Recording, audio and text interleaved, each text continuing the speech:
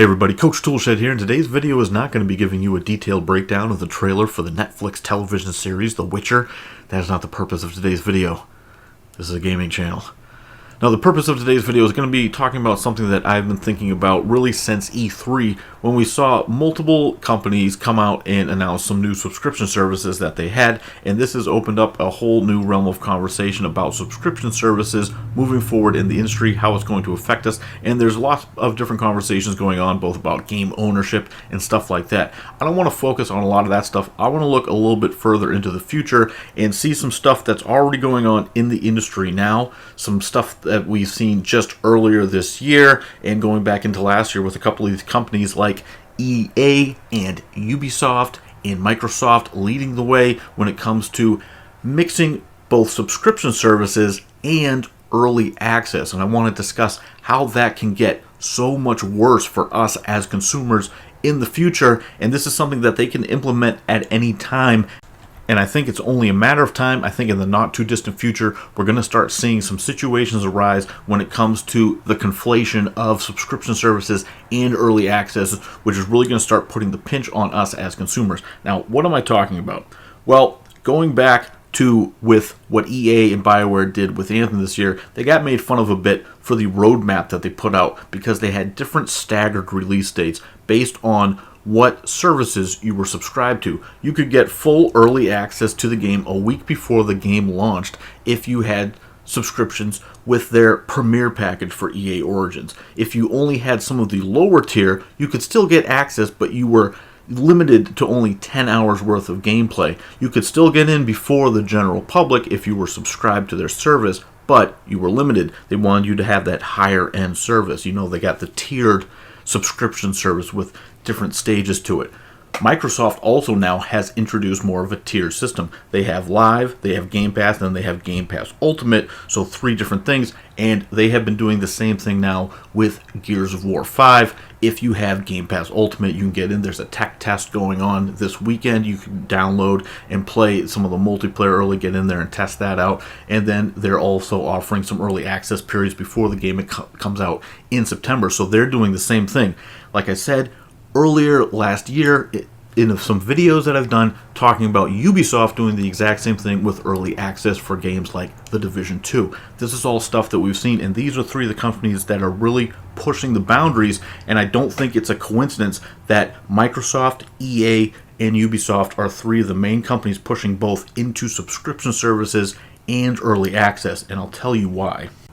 When EA puts out a roadmap and they offer a limited time, 1 week early access, and when you see stuff like Ubisoft with 3-day early access, Microsoft also has been doing stuff with 3-day early access, stuff like that.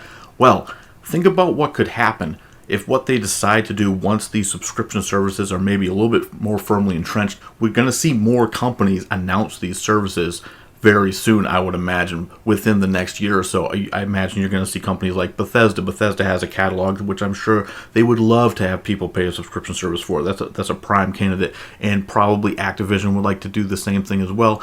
And I think we're going to see all of these major platform holders and AAA publishers doing this thing. We've also seen talk about this going on with indie developers collaborating together and possibly making their own type of subscription service. But let me tell you what could happen.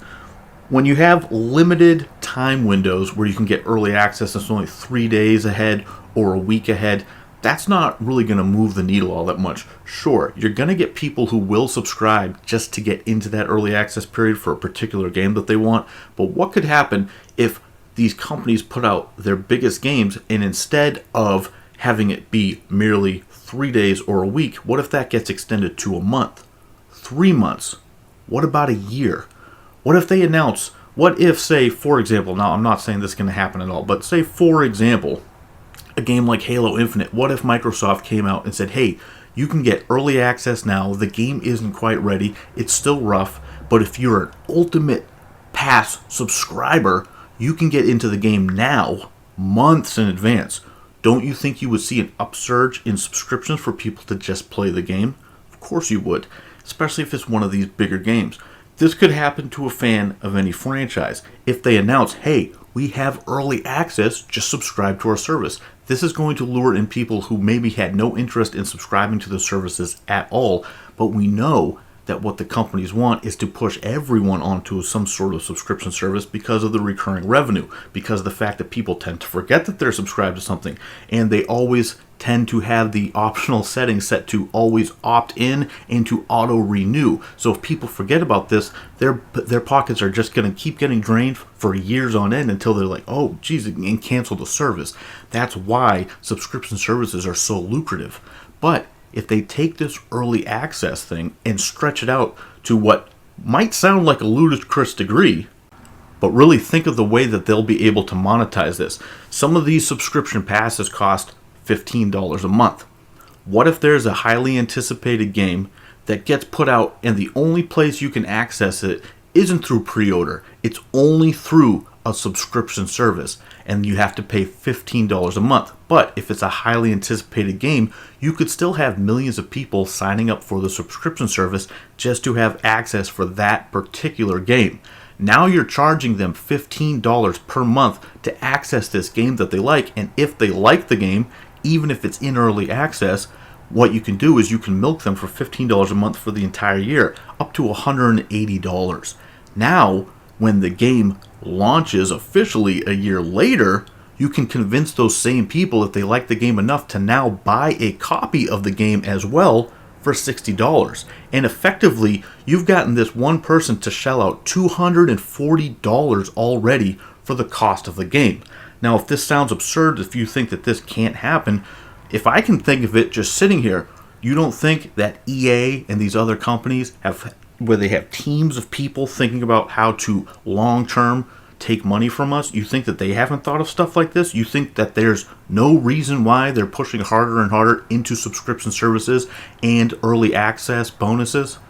And let's not forget what I mentioned when I talked last year about this early access is the real killer with early access is you're paying extra money. A lot of times it's tied to like a gold edition of a game or an ultimate edition of the game where they want you to pay $90, $120 or something for the game. The real problem with that is that you're paying all this extra money for just a few days of early access. But think about what they could do if they just increase the early access period exponentially and get you to keep paying for the early access, because people want that. People talk about FOMO, fear of missing out. Well, this is not fear of missing out. This is going to play directly hard on people's patience. If you see people playing a game that you're really interested in and they have access to it a year ahead of time, don't you think that you'd want to subscribe to the service if it's a game that you're really, really interested in? And if we see all of these companies start adopting these services, this could happen with many different games. And another real downside of this is that you'll be playing a worse version of the game. It will have less content. It'll be buggier. You're going to have queue times and stuff like that. All the server infrastructure won't be fully up and running the way it's supposed to be. There's going to be lots of bugs. You're going to have, like I said, less content to play in these early access periods. We already see that now. Look at what happened again, going back to Anthem. What happened?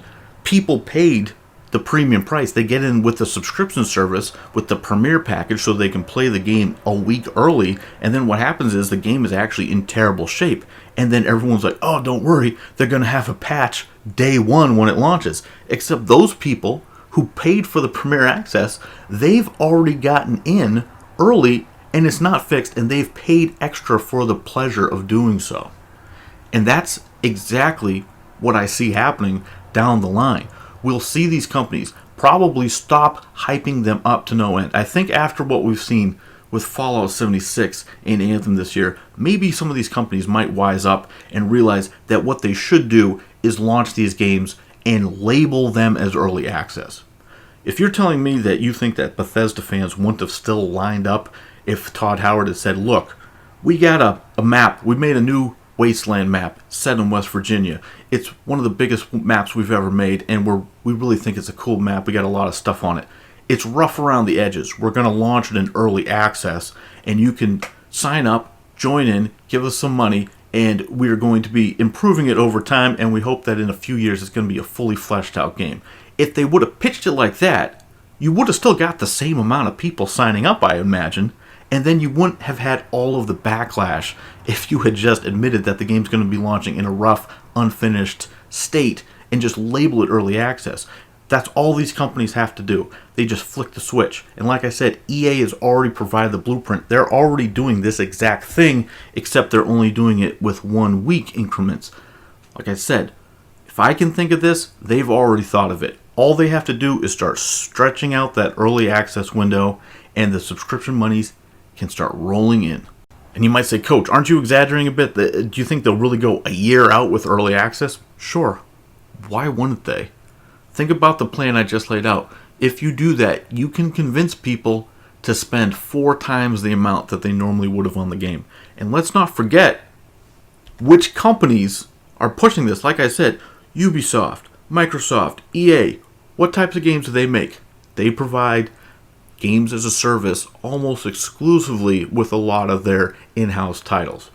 So, that can only mean that they're also going to be reaping in microtransactions. So not only are they going to get the subscription service, they're going to get microtransactions, and then after the long exclusivity period, they can convince the people that really like the games to pick up a copy of the game itself.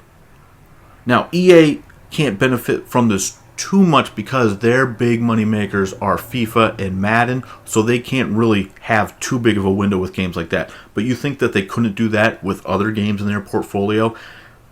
They certainly could, without a doubt. So their 2 biggest flagship franchises couldn't possibly be affected like this because at the very least they'll have to wait for roster updates and stuff like that. But that's a topic for another day. Anyway, that's it for me, Coach Toolshed. Let me know what you guys think down in the comments below. Please subscribe if you want to stay in tune with the channel headed forward. And as always, keep it turned to 11.